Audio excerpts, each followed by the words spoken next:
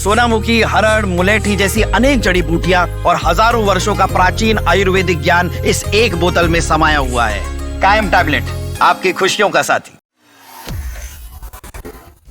The war in Ukraine has entered one of its darkest, most decisive chapters yet.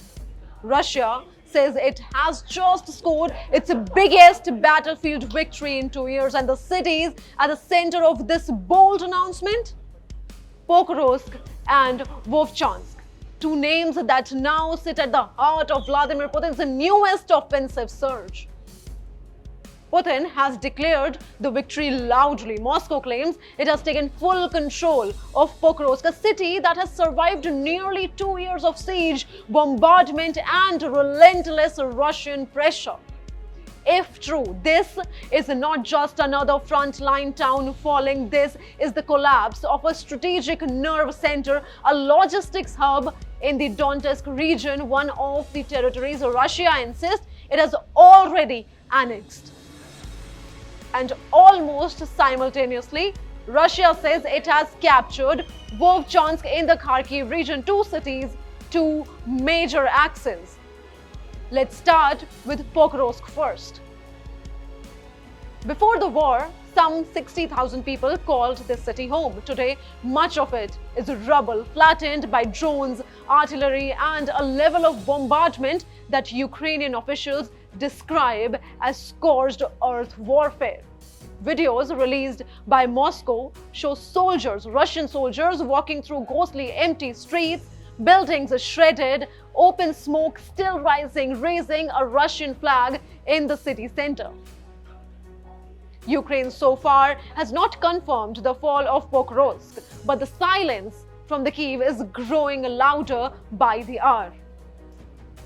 And then Vovchansk, a city in Kharkiv that Ukraine has fought fiercely to defend, one of the oldest settlements in the region. Now Russia says it has secured it too. If both cities have indeed fallen, this marks one of Russia's most significant territorial gains since the early months of the war. And President Vladimir Putin is celebrating.